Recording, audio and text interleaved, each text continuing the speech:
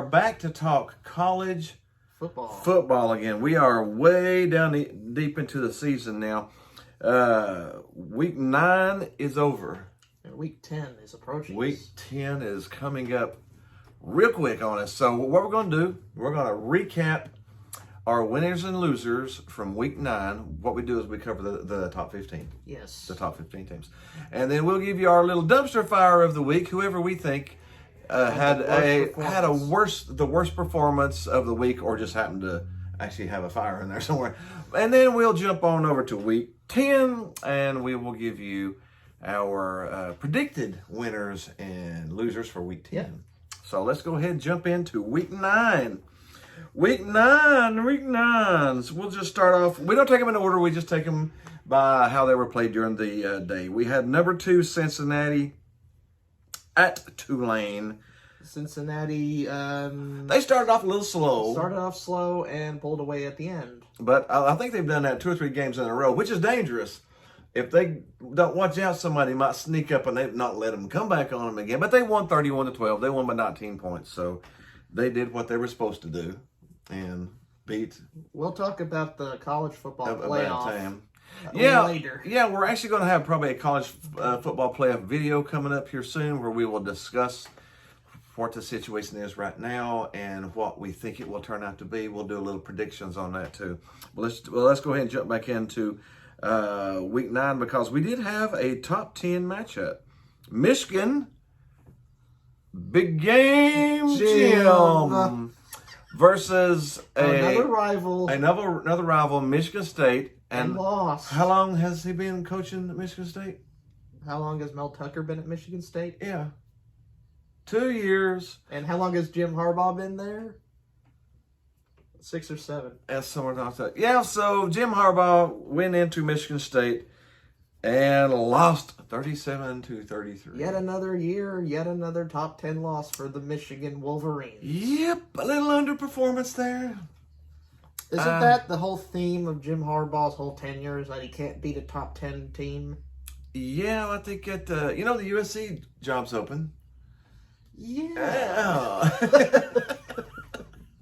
He can probably win better in the Pac-12 at this point. He probably can because he is really struggling at Michigan. I mean, they're not bad. They're a 9-win plateau. That's what we would dream of here in Tennessee. Yeah, if we could get back up to 9 and 10 wins, we would love it. But at Michigan next year. Anyways, but at Michigan they expect more. No, when you never beat your rival Ohio. Oh, man, people forget. Sorry, the Ohio State. Not a single win against the Ohio State. Not a single win in 7 seasons. 3-4 against Michigan State. A losing record against Penn State. He can't even beat bigger game James at this point. No, so either they're going to just be okay with being mediocre and not getting to that second level, or they're going to get rid of big game Jim. Or another. So I don't know. The fans might run it off before the administration. They might, yeah. We'll go ahead and stay inside the Big Ten. Congratulations to Michigan State. Congratulations to Michigan State. I mean, to come from your coach is the second year, and then you're number 2 or number 3 in the country coming into this week. You are Michigan State. Yeah, you are. I mean, you were number 8 going in. Now you're really good. Now go Sparty. Go Sparty. Go Sparty. Like I said, we'll stay inside the Big Ten. We'll talk about Iowa at Wisconsin. Wisconsin turning their season around completely from a 180. Yeah, they were 1-3, and now they're 5-3. Now they're 5-3, and Iowa wins. Iowa was what were they? 5-0, 6-0, 6-2, and now they're 6-2. Yeah, not doing too good right now. Iowa's not. They lost 27-7. They only scored 7 points in 4 quarters against a 3-time beaten Wisconsin. So either Wisconsin's found their groove, or Iowa's offense is horrible, which may be a combination of both, maybe. But yeah, Iowa is falling off the perch rather rapidly here. It doesn't matter if you have a great defense. If your offense is a pile of pig poop, which we might talk about later. Yeah, if you score 7 points against Wisconsin, then unranked Wisconsin, at 3 times beaten. Yeah, that's not very good at all. We had the number 1 Georgia Bulldogs playing that neutral game, the biggest cocktail party in America. Florida. Well, the cocktail, that tail is not a cocktail. It's a gator tail. Yeah, they were eating gator tail. The only people partying that day was Georgia. And Florida got the PE coach Dan Mullen, the best high school teacher in college football. Yes, Dan Mullen is the best high school PE teacher in college football today, and he got hammered. Florida is trending way down pretty rapidly. I mean, they put up 34-7. Now they're complaining about Dan Mullen not having a job at Florida next year. Yeah, Florida may be looking for another coach. Then Dan Mullen may end up being a assistant coach on Georgia. I mean, everybody that leaves the SEC goes to be the assistant coach at Georgia or Alabama. So Dan Mullen, he'll probably be back over there. He'll be like the defensive coordinator for Alabama, something like that next year. So he probably won't go too far. But man, Florida did look pretty bad there. Georgia's defense once again is ferocious. I gave up 7 points. Yeah, that was it, man. That was at the very, very last drive of the game, but their defense even scored as many points as Florida's offense did. Yeah. Mm-hmm. So it's going to be really interesting when it gets down to Georgia and Alabama playing each other, because that's what's inevitable is Georgia and Alabama. They're going to clash at some point in time. Can Georgia strike away their demons? Can they strike away? The Atlanta Braves just won. Congratulations, Atlanta Braves. Yeah, Atlanta Braves breaking that Atlanta curse. So the Atlanta Braves actually were the underdog and won the World Series. And won the World Series the other night. So is it a good sign for the Georgia Bulldogs? We will have to wait and see. But this is the best chance I think they've had forever since the 80s, because their defense their offense is, it's okay. Their defense will give them a chance. Their defense is muscle, man. We had Texas Tech at Oklahoma taking ye old butt kicking, 52. Caleb Williams continues to show why he should have started for Oklahoma weeks ago. Yep, putting up since week 1, maybe. Putting up 52-21. Caleb Williams threw 6 touchdowns, I believe, in this game. Yeah, a Rattler there. Looking to the transfer might have been holding them back a little bit. And now Caleb, here comes Super Caleb. Here comes Super Caleb. Oh. We had Oregon Colorado going to Oregon. This is what I was looking for from Oregon. A decisive... Speaking of 52 points, that's what Oregon did. This is what I wanted to see from the Ducks. Yeah. Decisive. I think the Oregon is a great team. I think they're right now, they're ranked number, they have a win over the Ohio State. Yeah, in the Ohio State. In the horseshoe. In the horseshoe. So, yeah. And they hammered Colorado 52-29. And like I said, that's what they needed. They needed a big performance off of that. We had Dookie, which they're playing like Dookie, at the undefeated Wake Forest. One of my biggest surprise teams of the season, the Wake Forest Demon Deacons. 45-7. 40. That's a beatdown. Now, Duke's is pretty bad this year, but when you put 45 up on somebody, you're kicking their tail. And Wake Forest, good teams beat the crap out of bad teams. That's what you're supposed to do. Wake Forest, for the first time in school history, is 8-0. Yeah, and may win the ACC. I can't wait to get in there before we talk about the college playoffs. Man, it's really interesting how this is all going to fall. We'll save that for another day. Especially with how Wake Forest fits in there. Yeah, we had number 10 Ole Miss at number 18 Auburn. Matt Corral had a rough game. Yeah, it is hard to go into Jordan-Hare and win a football game. Ask Alabama, yeah, and the kick 6. Ole Miss lost 31-20. I don't think that brings Ole Miss down too much because Auburn's trying to pick it up. It's hard to go into Auburn and win. It is. Especially when they're ranked in the top 20, it'd be hard to go in there and win if they wasn't in the top 20. But if they are a top 20 team in this case, and it's really hard to go in there. So, but Ole Miss, yeah, they've been back up through the interception in the end zone. And that probably killed his Heisman candidate. That killed the game. I mean, they were probably going in to either tie or take the lead, and then threw a pick, and that pretty much sealed the win for Auburn. Yeah. So congratulations to the Auburn Tigers. They're finally finding their rhythm the past few games. Mm-hmm. But we do have a Mississippi team that did good this weekend, Kentucky at Mississippi State. Kentucky really felt the blow of that Georgia loss, and that kind of carried over into this one. It did. I think they had a hangover. They had a hangover from getting slaughtered. And Mike Leach, the bad pirate. If you remember, I did warn you. They were on a high whenever they were killing everybody. They were dancing, partying, doing the fancy dances, and then they got their butt kicked By Georgia. And they got it kicked hard. And I warned you, that could bring a team. That could, once you get knocked off the pedestal, can you get back up again?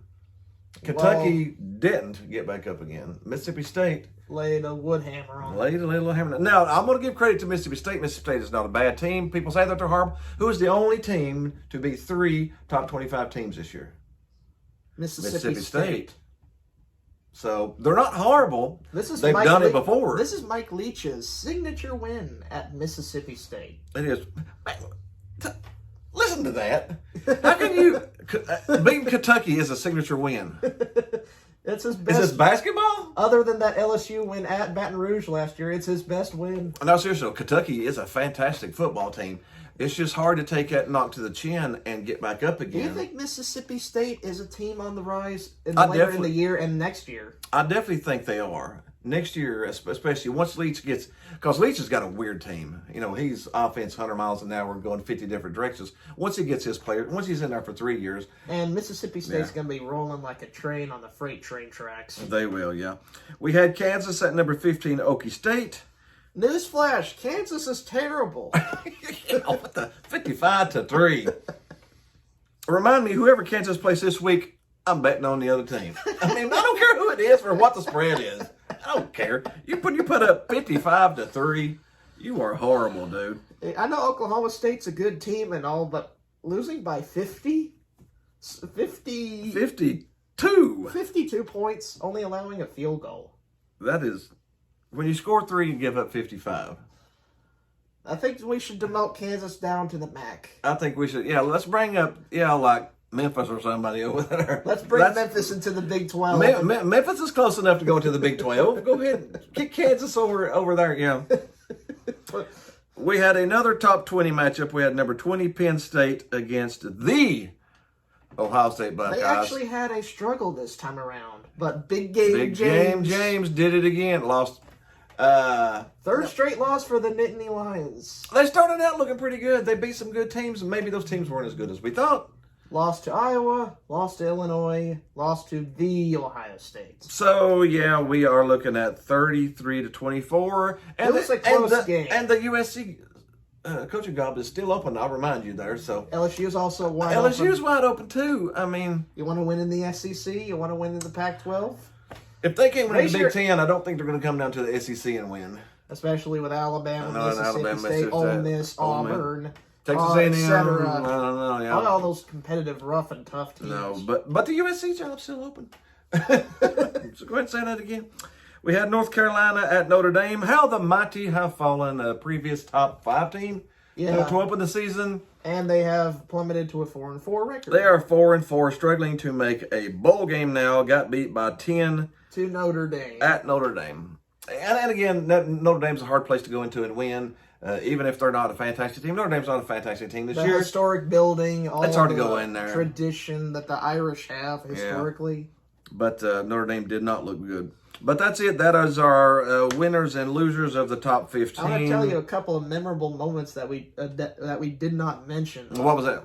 The Houston game-winning kickoff return against SMU to knock them off. That was really good. And the last 20 seconds.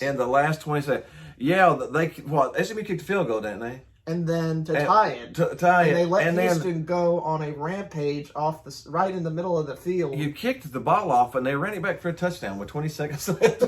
How horrible is that? I mean, how fantastic is that? But how heartbroken would you be? Yeah, that got Houston into the AP poll. Just that. Just that one play. But that's something. You got any more?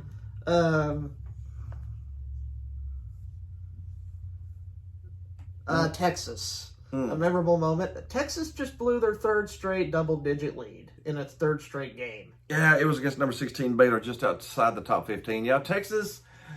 They choke a lot. They choke a lot lately. Are they taking over the place of the Atlanta teams? They migrated to Texas. I don't know. I don't know. Something's got hooked there. 3 straight blown double-digit leads. That's a problem. Maybe you need to, rethink about your halftime strategies. Maybe you're... If you blow 3 straight double-digit leads in 3 straight games, there's a problem. Something with halftime adjustments is... I'll say, go into halftime, whatever your adjustments are, do the opposite, because it ain't working. Oh, anyway, so let's go ahead and get into it. It is time for our... Dumpster fire of the week. Dumpster fire of the... With Marty. This is Marty. Marty the dumpster fire. This time, don't worry, Marty, Detroit's not coming. No, Detroit's not coming this time. We are in college football this time. But we're going to talk about our dumpster fire. Check it out. Dumpster fire of the week. Yeah. Hello. Hey, we are back with our dumpster fire of the week, and our dumpster fire is... Iowa. Iowa. Man, what has happened to Iowa? Iowa's offense has turned into a steaming pile of doo-doo. 2 weeks ago, they were the number 2 team in the country. Since then, they have played 2 games and 8 quarters. How many points have they scored? Count them at home, kids. 1, 2, 3, 4, 5, 6, 7, 8, 9, 10, 11, 12, 13, 14. 14 points in 8 quarters of football. That's terrible. The number 2 team. That's Kansas-like. They scored 7 points. They scored 7 points against Purdue, an unranked Purdue. And then they went to an unranked Wisconsin and scored 7 points. It's terrible. So you were number 2 and you just put up 7 points and lost. You were number 9 against Wisconsin, put up 7 points and lost. So let me give you some of the fantastic stats that Iowa Hawkeye team had. Their quarterback, the legend of Spencer Petras or Petros. He had 9 completions for 93 yards. For the whole game? For the entire game. The entire game? Now, their top running back had 13 rushes for 27 yards for an average of 2 yards a carry. How'd they beat Penn State doing that? I don't know, man. 13 carries for 27 yards and 97 yards passing. They had 120 yards between the passer and your top rusher in 4 quarters. Oh my gosh. Man, it is bad. And like I said, the week before, they only... I look at his quarterbacking stats and it's just abysmal. The week before, your quarterback threw 4 picks.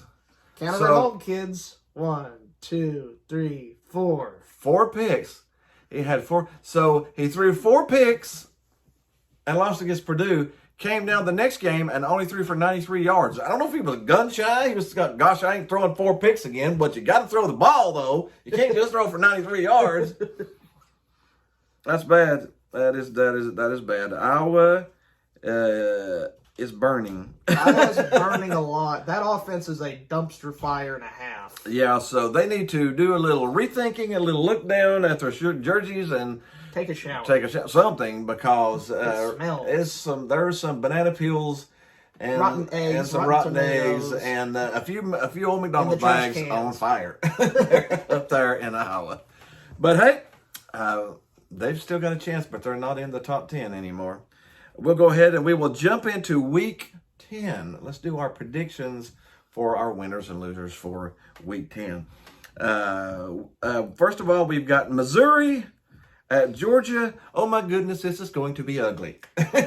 Okay, anybody out there in the viewers or that want to help us pick our line? This one is going to be a tough one because Georgia... How many points do you predict Georgia to defeat Missouri by? They're favored by 39.5. Missouri's their run defense is really bad. But now, Georgia will put up some points. Georgia beat Vanderbilt 62-0. That's because that's Vanderbilt. That's how bad of a program Vanderbilt is. Yeah. Do you think they could do the same thing with Missouri? Missouri did put up 14 against A&M. Of course, they beat Vanderbilt, but everybody beats Vanderbilt. Tennessee beat them by 38. See, Tennessee beat them by 38. Georgia will probably beat them by 40. Yeah. So, honestly... You want to pick Georgia plus 40? Georgia minus 39.5 points. That is crazy, but it's probably going to happen. Because Florida scored 7 against Georgia. Do you think Missouri will score 7? No. Maybe. I mean, they might. 7's the most. 7's probably the highest I would give it. So probably 3. So if they score 48 points, then that's 41-point win. They're probably going to win by 40, people. That's going to be ugly. We got Ohio State. The Ohio State at OHIO. Yeah, playing at they got a scrimmage this week. They got a practice against Nebraska. And Scott Frosty the Shake. Yeah, believe it or not, they're only favored by 14.5. I wonder if Nebraska's trying to build Frosty the Snowman to be their head coach. I don't know, but I'm going to take Ohio State minus that 14.5. They would take Frosty the Snowman over Scott Yeah, Frost. you got Nebraska at 3-6.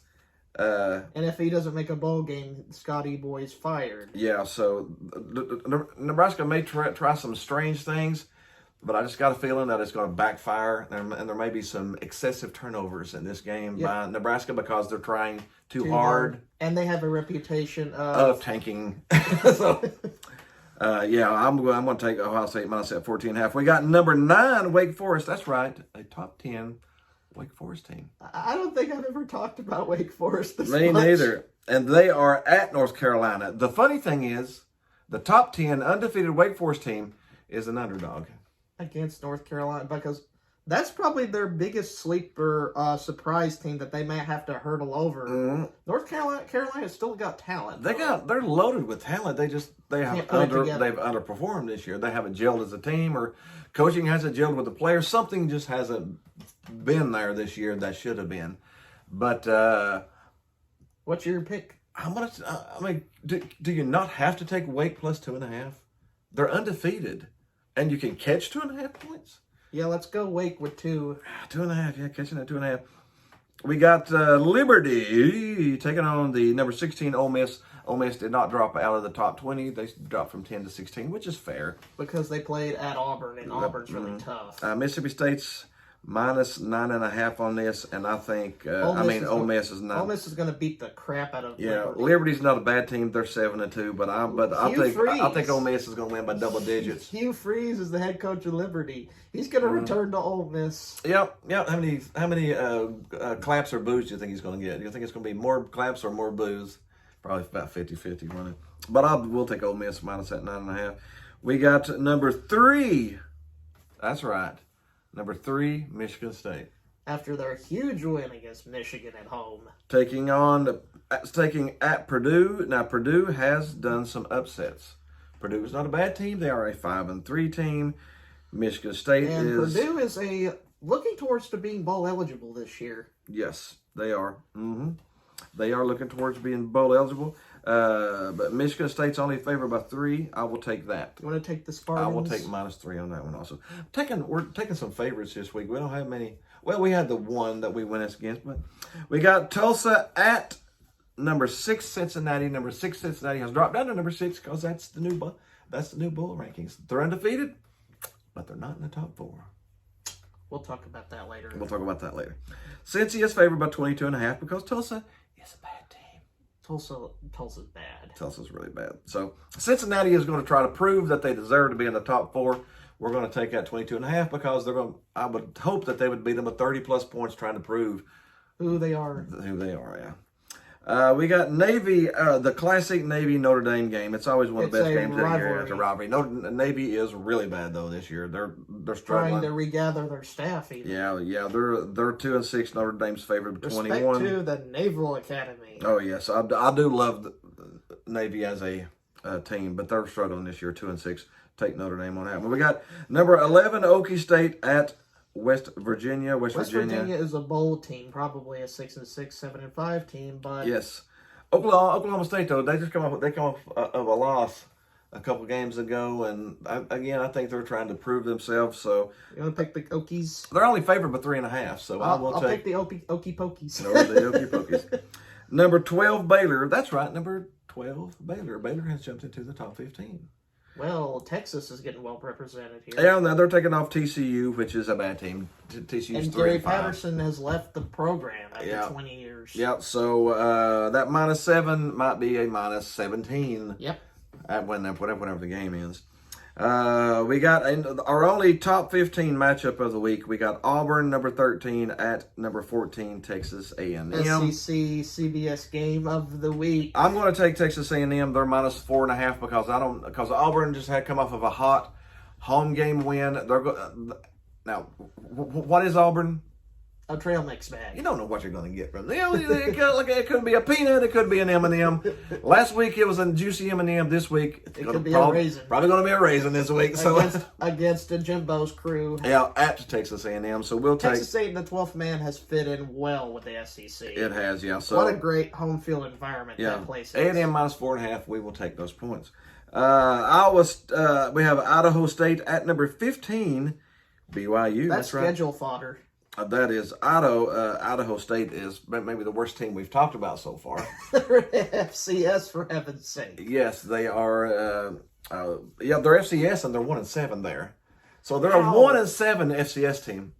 So you have to win that by at least double digits. They will. The line's 35.5. I'm afraid of that though. I would probably stay away from that one because BYU might pull up and only win by 30 at the end and give up a touchdown or something like that, So I'm sort of afraid of that one. And then we had a classic game, LSU at number 2, Alabama. It's usually a very big rivalry, but LSU has built up to the bargain. LSU is coachless. They are a lame duck coach. Yep. So Alabama minus 28.5. Probably going to happen, yeah. We got number 4, Oregon. That's right. Oregon is a playoff team right now. Playing at Washington. Washington's 4-4 team. Not great. Not horrible. Oregon's favored by 7. Oregon needs to prove themselves from this point on, so I'm going to take that 7. Washington's a rival, so keep an eye on that. Yeah, we got Indiana at 2-6, going to 7-1 Michigan. Michigan coming off of a loss. You want to take the Wolverines? It's minus 20.5. Yeah, I think it's like a 37-10 game. And that is it. That is our college football for week 9 and upcoming in week 10. In week 10. Plus a little dumpster fire in the middle of our. You always got to smell whiff of all the other different scents across college football. Enjoy some dumpster fire, don't we? Yeah. But anyways, we hope you had some fun with us. Leave some comments below. Share us with your friends. Hit the groovy baby button. Like button, share button, groovy baby button. Other than that, we'll see you next week for some more college football. See you next week.